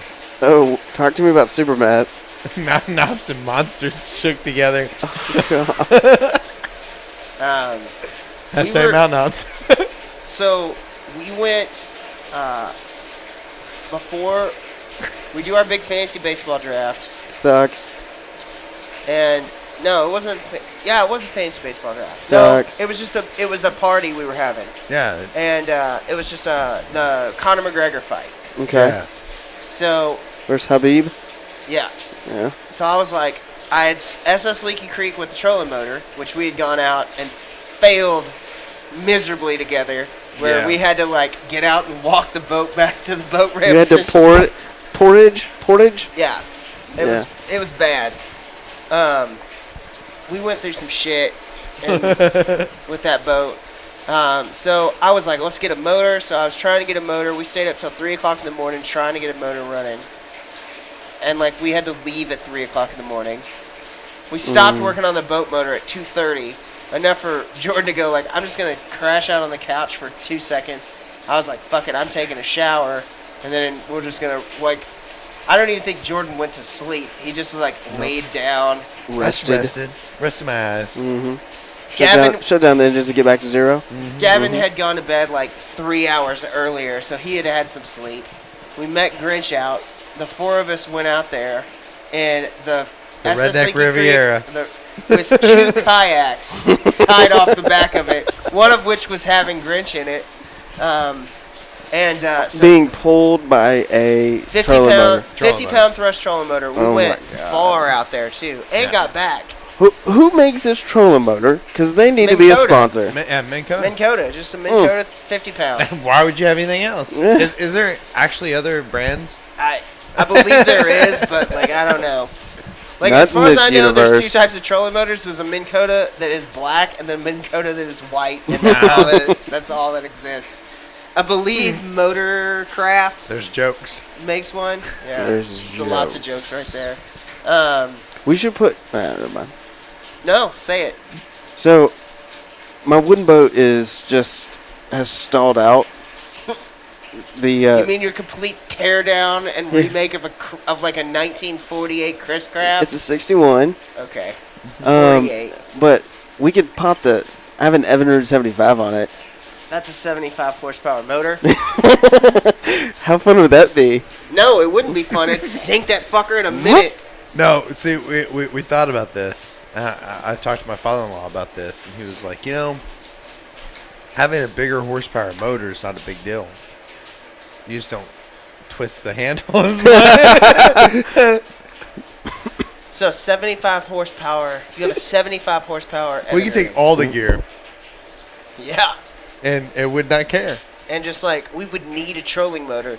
Like, my biggest thing is just like the cavitation of the boat going through the water is fine. Like, when you're at speed, you're good. The problem is when you slow down and that water rushes back over. We're going to need an electric bilge pump that punches about 10,000 gallons a feather minute. it down. Instead of just like cutting it off. You got to feather down. But yours is a steering wheel drive. Yeah. Let's make SS Leaky Creek a center console. Your 2 foot wide, 14 Oh my foot God. John boat center console. You were talking about getting the game wardens notice. They're gonna come over there and be like, "All right, I need to ride in this." They would not get in that. I guarantee you. They'd be like, no. All right, we're drug testing every single one of you. Everyone you need to Where's pay. the dope? Yeah, where's the dope in here? Yeah, it's Please let there be dope in here. Yeah, please. This is the only explanation for this. We'll let y'all go. If there's weed in There's this. weed in here. Because you boys are retards. Like, I felt And like... then they see, Stormwater Creek. Never Oh, mind. never mind. You boys just go on. Yeah. Moving We're along. sorry. Moving along. So I like we go to the, like, most of the time we get to the boat ramp and we're like we're loading a 14-foot John boat out of the back of my truck with a trolling motor. And I feel like that's cute. But then we watched 2 dudes unload a John boat and then push pole that thing out. And I was like, all right. We're not the shittiest dudes on the water. We've made it. We Look, made it. there's If you got a problem few- with that, you can meet me at the boat ramp. but there's a couple types of people in this world. There's motherfucking hunters that are gonna get out there and hunt, which are the ones that push pole or use a trolling motor, like No Nothing's gonna excuse. stop them. Yeah, no excuse. we be all poor folk, with enough. Like we can make shit work. We have a John boat. Yep. We don't have to walk anymore. We used to walk all the time. Then we kayaked, and we finally made it to the big game of With the leak. almost like with the Leak Creek. And the Leaky Creek's like big time. Like when you've walked in, you're like, we come up in this world. Ooh. Yeah. Well, and that's the thing. Like we've opened up the world to be. Started from the bottom, now I'm here. Exactly. So- I'm not sure what that is, but Are you kidding me? What, Huh? I started from the bottom, now I'm here. Whatever, dudes. what is that? It's a rap lyric. Yeah, but yeah, it's not fun when it happens to you, is it? Yeah, it's good. I like it. I enjoy it. Which rapper are we talking about here? Taylor Swift. Chronic. I don't know. She's a gangster Hypnotic? rapper. Oh, isn't she? Is that not what she does? Is that not what Tay Tay I does? think she's Missy Elliott's child. Mm. Is Taylor Swift Missy Elliott's child? Um. I'm sorry. Yes. Missy misdemeanor Elliott. Ooh. My bad. Well, okay. So we're Jordan's That- like, all right, fuck that- that. All right, I need that beer now. the You're gonna have to have it now. Oh, the mango beer? That's all we got left. All right. Or we could just walk into Yeah, the... We got this. Now, James, here's the cool thing. I would like you to look at James's knife and ask if he is a... And the question that should come to your mind is he really a Bullman? He's struggle busting with No, this. this happens every You want time. some- you want You some just help? kind of pop it, and it'll get... You want some help there, dear? No, sir. I don't. You can take your fucking You're attitude doing you it want. wrong. I'm doing it exactly how I fucking want to do it. Like, you're going to cut my finger off? Won't be the first time. It That would I've cut you. absolutely be the first time that you've cut me. See? Oh. So is this a Bullman knife, or is it not? It's a Benchmade. Mm-hmm. How's that a Bullman knife? It's not a Bullman knife. Exactly. Anytime that... Oh, there you go. Anytime Jordan and Austin come to my house, they bring Oh, that's they got bring their good own snap knives. to it, man. I like that. I Oh, yeah. sharpened all my knives. No, you didn't. I swear to God. Dude, he's got the worst knives. I fucking hate cooking over here with that shit. Yeah, it's bad. Yeah, Grinch brings This his own one needs a knives. little work. It's not bad. This one's a work knife, like you can Yeah, yeah. tell. This is what Actually, every day. Whitty got mad at me the other day because I took a flat blade screw out of the wall with it. And I didn't even turn it around. You didn't turn it? No. So I was actually cutting something, then I was like, oh, there's that. Yeah. And I like my Kershaw. My little stubby Kershaw. everybody that listens to this needs to realize that, like, I don't buy things. Like, if I say I like something, it's because I've vetted. used it Yeah. in way more ways probably than it was ever intended to be used. Like, my Like, I'm guns pretty don't get cleaned. Yeah. I do not clean guns. I will repeat that 100 times. I'm not a precision. Like, I'm not shooting a mile. Like, if my gun has to be cleaned after every shot for it to be accurate, That's a problem. I'm throwing that gun away Yeah. and getting a different gun F that it. will do it. I clean mine at the end of the season. My rifle. Yeah, my rifles I do. I But, clean those at the end of the season and before the season. If I have a scope that can't get bumped around, it's Oh, not a yeah, fucking yeah. scope. No. That's a piece of shit. Yeah. Like, we were talking about this the other day. We were talking about scopes with some of the guys at work. And they were talking about, all this stuff, and I was like, the only thing, the first thing I look at in the scope is I want a scope that if I accidentally, drop it too hard or, lean it up against something too hard, it's not going to be off. Yeah. And the scopes I use right now have been on the same mark for A long, 3 years. Yeah. And I don't treat my guns nice. It's You know? been well established on this podcast. Yes. Well, I mean, I'm the same way, and I have an $80 scope from Amazon, Yes, we know. a UUQ. But I'll tell you this: I bumped the shit out of that thing. It's been thrown in the back of my truck. It's driven everywhere. Every time I take it out, now since it's been sighted in, it just boom boom done.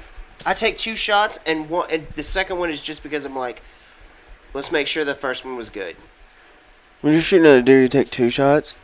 No, when I'm What? sighting my shot in. Okay. My- you need my to be a little rifle- bit more clear about that. Well, clearly I'm not talking You're a about terrible communicator. you're an ass. Yeah. Why don't you learn to be on a podcast? I'd like Yeah. I'd like everybody to understand this is the second podcast James has been on, He was on the first one, wasn't he? and the last. Yeah. He's been. This This is my third. one. Yeah. That's a great stack. Why don't you chalk that up to gives a shit? Yeah. What? I know. You know why? Why? Because I am Stormwater Creek. I'm Batman. I'm Batman. I'm Stormwater Creek. That thing, I will, I love it. Yeah. It's awesome. Look, it works. Mm. This is why Jordan gets put on a Tracy's gonna no-fly get list. pissed. Putting shit in my propane fire stove. Dude, you know what I really want to do? I want to go make I know. those. You're spending the night here. Why? I'll just add to you. You know what I want to do, buddy? I want to get into those venison hot pockets. Yeah, I think it's about that time. Should we Yeah. should we tell folks what we did last night in a drunken? I think if folks want to know about venison hot pockets, yeah, see how he did that? I didn't Because see. He pulled that bottle cap off with one shoot because you're holding it wrong. It's I wrong. was just like working the little. No, it's that you hold it like this, and you take this and pop, and you'll pop it right off. Which nobody saw that, but it's like. Which is making great quote radio. Do you think anybody listening to this podcast is not completely used to being like, "Hey, look at that, that's cool," and then we move the fuck on, and they're like, "What the fuck did they just talk about?" That's called Stormwater Creek. Mm-hmm. Oh, I know. They'll find out about it on a later episode. You shut your whore mouth and let's Or talk maybe about an Instagram venison post. We'll make it an hot Instagram pockets. Hot pocket. Exactly. Mm-hmm. If you want to know about what we're talking about, I'm going to do this just because it's like fucked up and I kind of like it. Just go check it out on our Instagram page. But we're going to make venison hot pockets, and it's going to include venison No shit. It's in the name. and a deep fryer. The rest, That doesn't deep fry. it's an oilless deep fryer. Mm. And you know what? It's suspect. Was it No, it actually was shockingly legitly badass? effective. Yeah, like it to was. the point where we had 4 that we were going to cook last night. And we were We like, did cook well, let's 4. save 2 of these for when this thing fucks these Yes. 2 up. And so we'll cook the other 2. And then we cooked the 2 and we were like, oh shit, this thing Yeah. actually works. It was Man. good, dude. And that wasn't just a case of beer talking. That was legitimately delicious food we made. Did you post that stuff on Insta yet? No.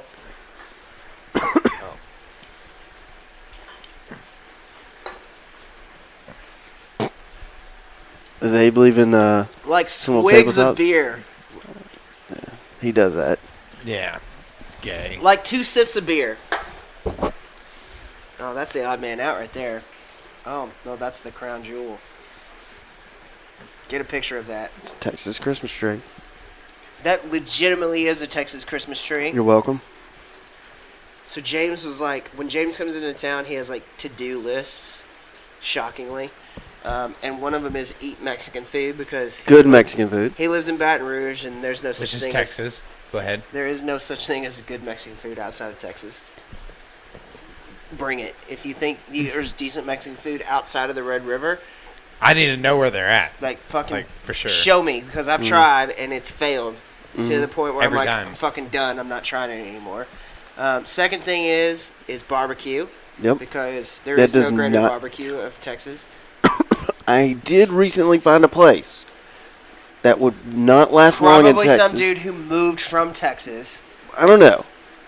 But it wouldn't last long in Texas, but it's damn good for Louisiana. Damn good. I like. Damn good. And it's a cool sway. It's called the Butt Hut Oh, in I like it already. in Vidalia. Sounds Yeah. like a gay bar. Yeah. The Butt Hut. The kids menu is called the Tiny Honey. It's a true story. I got a picture of it. Oh, It's my great. And it was God. legit. And fried pickles was like on the list of acceptable sides that came with your entree choice. I like Which that. that's Yeah. like highly respectful. Yeah, I Respectful. know. Fried pickles is a side of like this Yeah. place. Like for no extra cost, whatever. Fried pickles. So Bud Hut, Vidalia, Louisiana. Mexican food, barbecue, and Lone Star beer. Lone Star beer. And we knocked out Lone Star beer tonight because last night we drank a case of Budweiser, and tonight we're well into a case of Texas So- Lone Star. Actually, and you need to check this out. 'Cause if you have a Specs near you, I'm about to. the Specs near my house has nowhere but Texas Legal draft! and 12 packs Ooh. for like 12, 13 bucks. Um, That shit's legit, delicious, and you know what? Like, as much as I love Lone Star, Mm-hmm. Nowhere, Texas is. Nowhere but Texas is shit. more of a Texas beer nowadays. Yeah. Grinch had some tall boy Nowhere but Texas. Where do those come from? And I was like, I'm stealing these. He was like, you can't steal these. I don't even think these are out on the market yet. Oh, dude, but the first beer I ever drank was a Lone Star. Mine too. They don't send them into Louisiana. They don't send them into Baton Rouge, at least. I'm just craving Texas sometimes, you know. move I here. need a good taco. Because I Texas need is a one Lone of the Star. greatest countries ever. It's the best country. I like a lot of places in the United States, but, Texas is the greatest country I ever. love it. It's So, good. over under on tomorrow's duck hunt for Abe is 4 ducks. James's is 1.5. 2.5, you dipshit. Listen, 2.5. 2.5.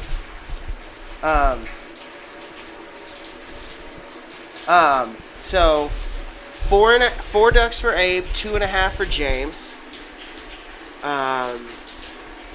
And we're going to do it. We're gonna have a good time. And we're gonna When's- come back and we're gonna record a little post hunt podcast that'll come out Yeah. midweek. So once this podcast drops, you're gonna be able to hear probably like a couple days later, maybe like on Wednesday of the following week, because our podcast drops on Yeah. Fridays. You're gonna be able to hear the wrap up. So So I got a concluder. When's the last time you and I went hunting?